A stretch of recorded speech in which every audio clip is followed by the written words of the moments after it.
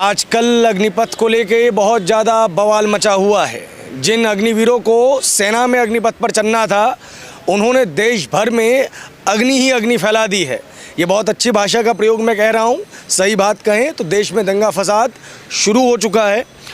SFI, एसा और साथ ही साथ एआईएसएफ जैसे कुछ लेफ़्ट ओरिएंटेड ऑर्गेनाइजेशंस ने, जिनकी दिल्ली में अगर जरिए तलाशी जाएँ तो जेएनयू है, उसने इसका समर्थन किया है और ये कहा है कि जब तक ये वापस नहीं ले लिया जाएगा तब तक उनका विरोध प्रदर्शन जारी रहेगा।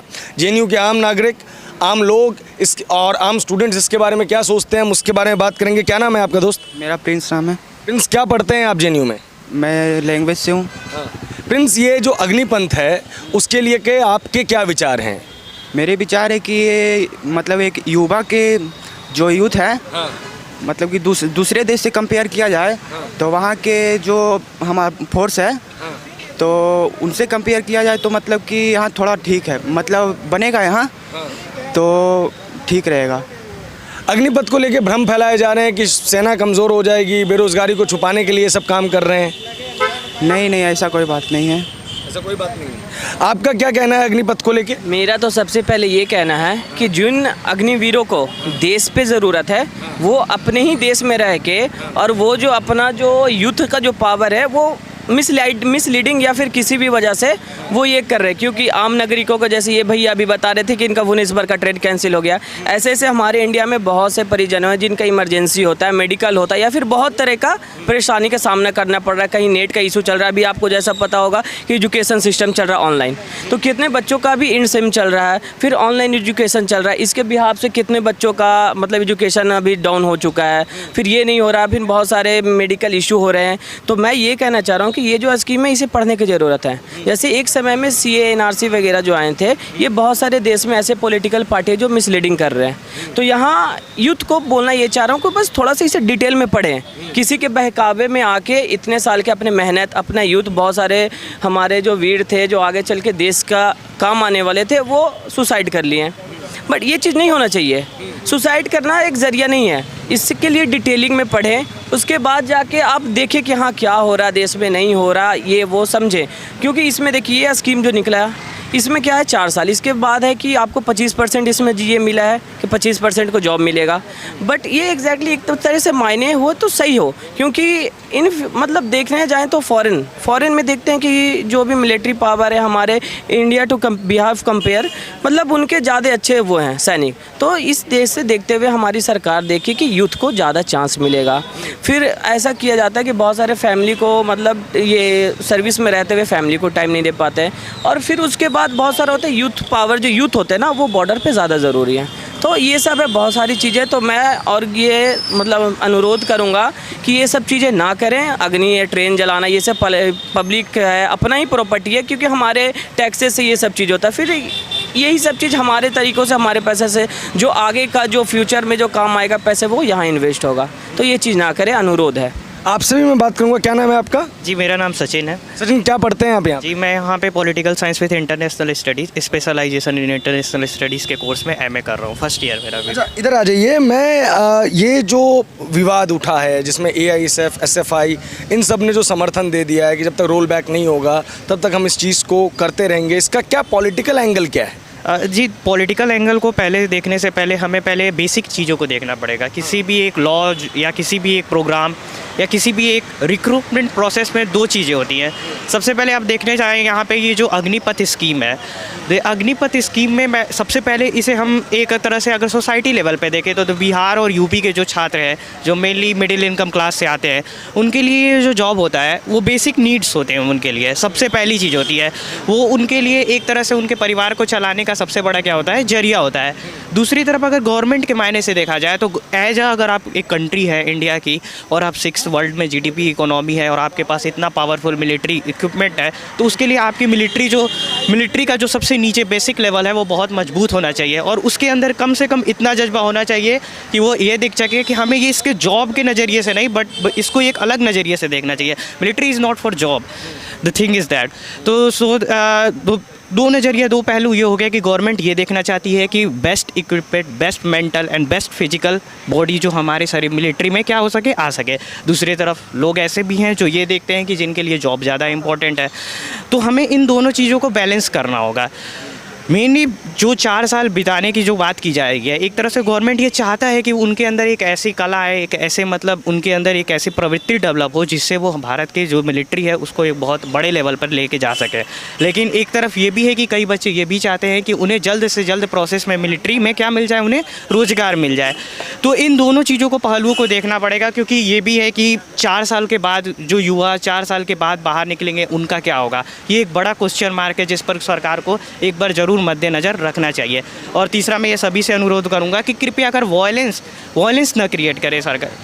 राम मनोहर लोहिया ने बहुत अच्छे से कहा हुआ है कि हमें जो भी प्रोटेस्ट करना चाहिए उसे कंस्ट्रक्टिव वे में प्रोटेस्ट करना चाहिए। ऐसा दिखाना चाहिए कि समाज को समझ में आए कि ये पॉजिटिविटी है, इनके अंदर जो ह्यूमन नेचर है वो बहुत अच्छा है, जिससे लोगों को उनकी बात भी समझ में आए, लोगों को सरकार के पक्ष और विपक्ष दोनों चीज़ों के बारे में जानकारी मिले। धन्यवाद।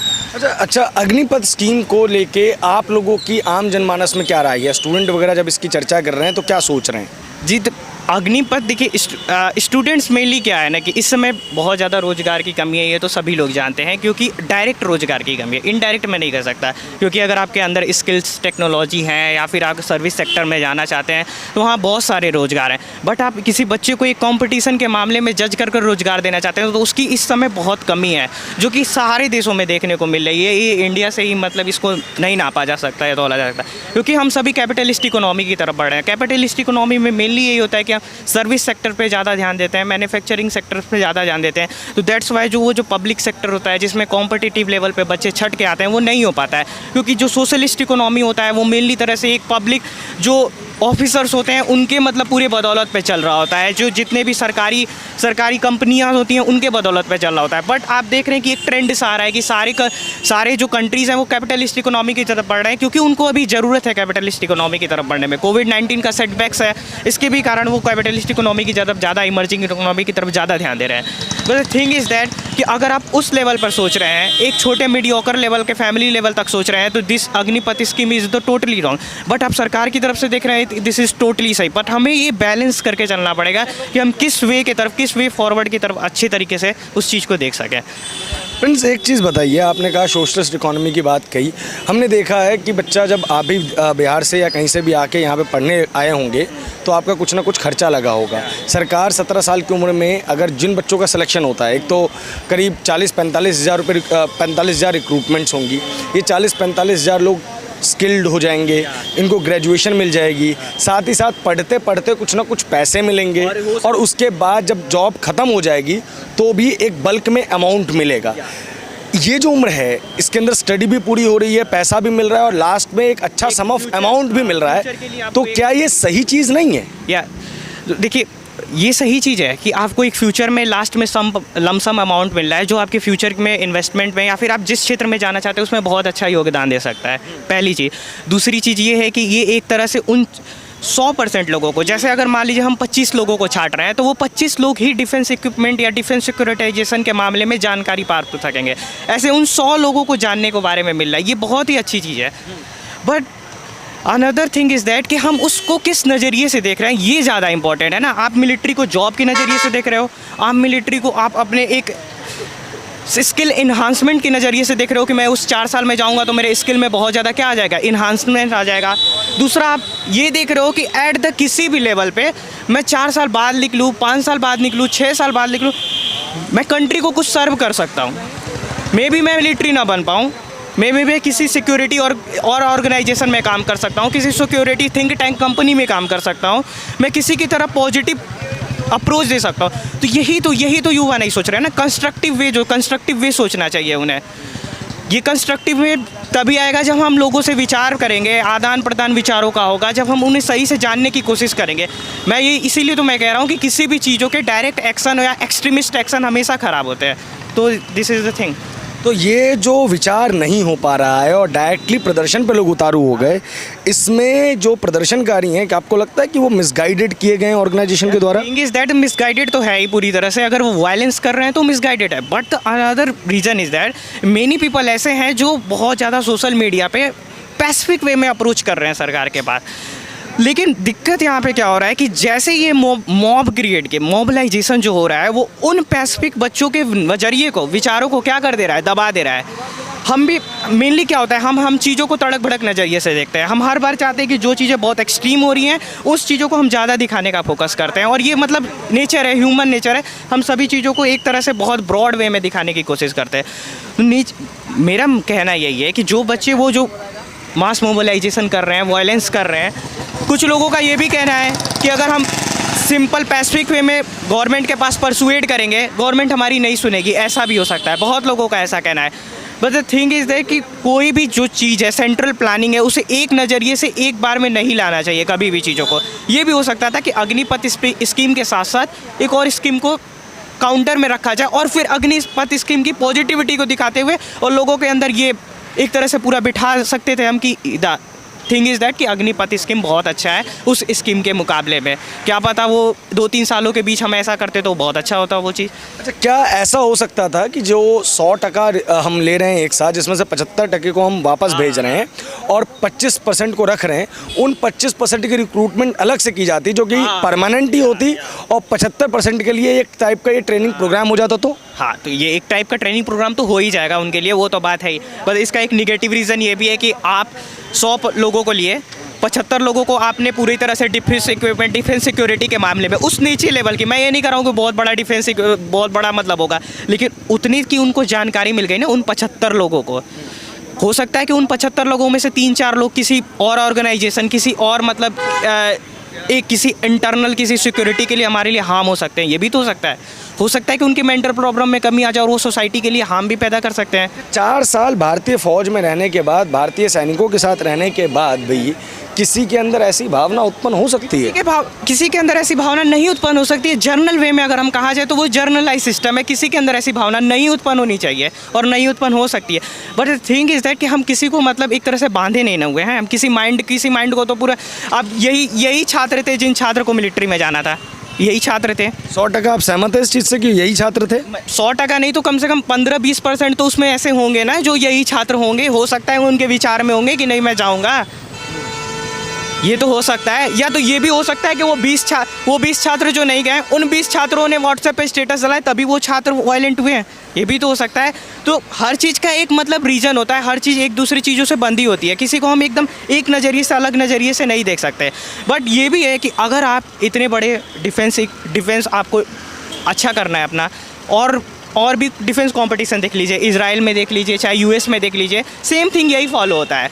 बट हमें कल्चर को, चीज़ों को बहुत मतलब सोशियो इकोनॉमिक नज़रिए से देखना है ना। आप सोशियो इकोनॉमिक नज़रिया देखिए बिहार और यूपी के छात्रों का, आप यूएस के बच्चों के सोशियो इकोनॉमिक नज़रिए से बिहार और यूपी के बच्चों के सोशियो इकोनॉमिक नज़रिए को नहीं माप सकते एक तरीके से। इसीलिए तो मैं कह रहा हूँ कि जब भी आपको किसी कंस्ट्रक्टिव वे में काम करना हो, आप एक तरफ पॉजिटिव जो आप लाना चाहते हैं, जो आप पॉलिसीज़ लाना चाहते हैं, उस पॉलिसीज़ को रखिए, और एक तरफ जिस पॉलिसीज़ को चला जा रहा है उस पॉलिसी को रखिए, और फिर दिखाइए लोगों को, समझाइए कि नहीं ये जो हम पॉलिसीज़ ला रहे हैं वो पॉलिसी आगे आने वाले समय में हमारे लिए क्या होगी, पॉजिटिविटी लाएगी। सो दैट्स वाई पीपल वो वाली पॉलिसीज़ को छोड़ के फिर वो पॉजिटिविटी वाली पॉलिसीज़ की तरफ ज़रूर जाएंगे। मतलब आप ये इस चीज़ को मान रहे हैं शायद कि सरकार ने बड़ी अचानक से ये ब्रेकिंग न्यूज़ की तरह पॉलिसी ला दी और लोगों को क्लियर ही नहीं किया कि इसका बेनिफिट क्या होना है, और सरकार की वजह से ये सारा का सारा कियोस क्रिएट हो गया। सरकार की वजह से सारा कियोस नहीं क्रिएट हो रहा है। मैं पूरी तरह से सरकार को ब्लेम नहीं करूँगा। स्टूडेंट्स एक तरह से जो उनके अंदर एक्सट्रीमिज्म आया है ये बहुत ही ख़राब है। स्टूडेंट कभी एक्सट्रीमिज्म के लिए तो हो ही नहीं सकता। तो वो कोई तो लेके आया ना, जब आप कह रहे हैं कि स्टूडेंट की social internal matter between the political matter, political affiliation, वो तो होता ही है लोगों के बीच में, वो मैं जानता ही हूँ, वो तो सभी जानते हैं। और ये भी है कि बहुत सारे सोसाइटीज़ के लिए निगेटिव हैं जो एक तरह से हमारे पब्लिक फंड को बहुत हानि पहुँचा रहे हैं। बस थिंग इज़ है कि आपको कोई भी चीज़ एक झटके में नहीं लाना चाहिए, और may be it is a defence matter, और डिफेंस मैटर में भी डिफेंस रिक्वायरमेंट का मैटर है जो सबसे बेसिक नीचे का लेवल है। कई लोगों के लिए ये जॉब है और कई लोगों के लिए ये मिलिट्री एक पैशन है।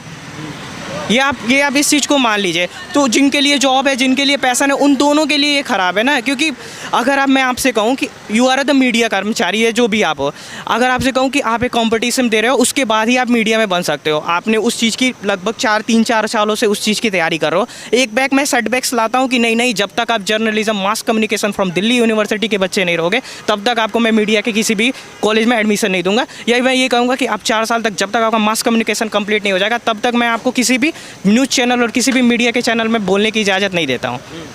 What you think?